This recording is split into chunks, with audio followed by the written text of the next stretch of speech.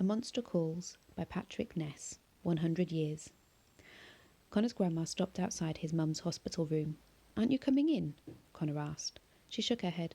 "I'll be down in the waiting room," she said, and left him to enter on his own. He had a sour feeling in his stomach at what he might find inside.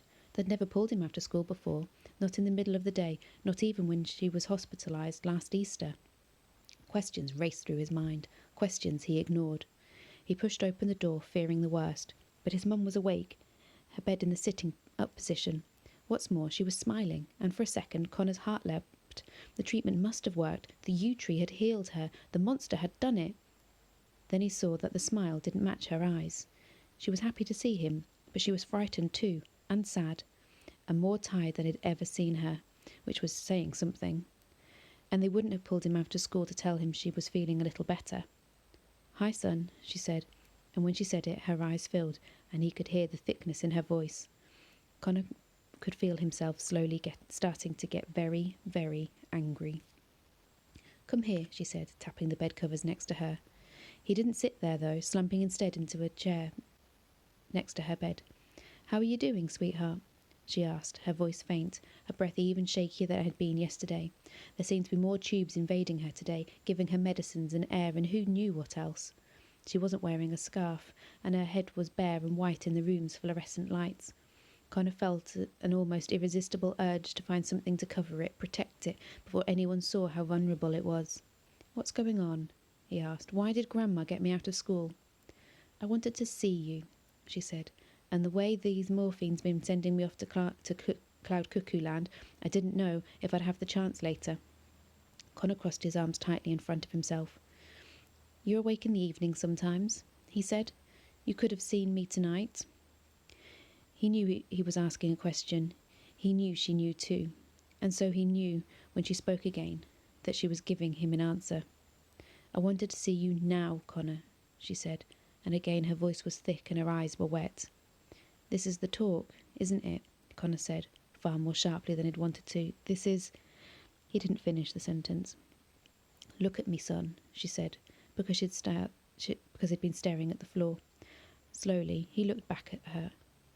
She was giving the super tired smile, and he saw how deeply pressed into the pillow she was, like she didn't even have the strength to raise her head. He realised that they'd raised the bed because she wouldn't have been able to look at him otherwise. She took a deep breath to speak, which set off into a terrible, heavy-sounding coughing fit. It took a few long moments before she could finally talk again. "I spoke to the doctor this morning," she said, her voice weak. "The new treatment isn't working, Connor." "The one from the yew tree?" "Yes." Connor frowned. "How could it not be working?" His mum swallowed. "Things have just moved too fast. It was a faint hope, and now there's this infection." "But how can it not be working?" Connor said again, almost like he was asking someone else. "I know," his mum said, her sad smile still there, looking at the yew tree. "Every day it felt like I had a friend out there who'd help me if things got to their worst." Connor still had his arms crossed. "But it didn't help."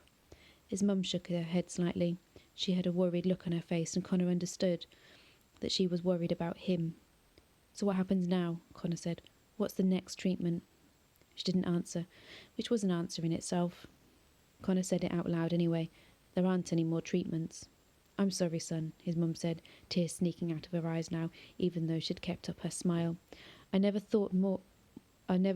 been more sorry about anything in my life."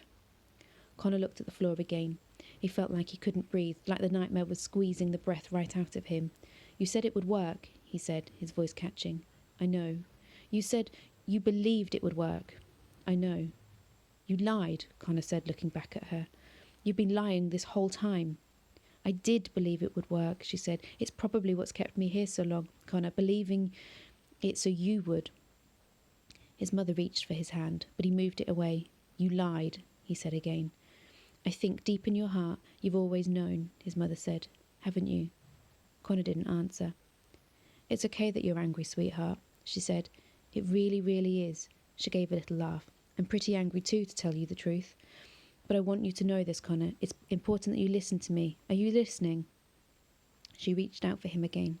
After a second, he let her take his hand, but her grip was so weak. So weak. You'd be as angry as you need to be, she said. Don't let anyone tell you otherwise. Not your grandma, not your dad, no one. And if you need to break things, then by God you break them good and hard. He couldn't look at her. He just couldn't. And if one day, she said, really crying now, you look back and you feel bad for being so angry, if you feel bad for being so angry at me that you couldn't even speak to me, then you have to know, Connor, you have to know it was okay. It was okay. That I know, okay? I know everything you need to tell me without you having to say it out loud. All right? He still couldn't look at her. He couldn't raise his head. It felt so heavy. He was bent in two, like he was being torn right through his middle. But he nodded. He heard her sigh a long, wheezy breath, and he could hear the relief in it, as well as the exhaustion. I'm sorry, son, she said. I'm going to need more painkillers. He let go of her hand. She reached over and pressed the button on the machine and the hospital had given her, which administered painkillers so strong she was never able to stay awake after she took them. When she finished, she took his hands again. I wish I had 100 years, she said very quietly. 100 years I could give to you. He didn't answer her. A few seconds later, the medicine had sent her to sleep. But it didn't matter. They'd had the talk. There was nothing more to say.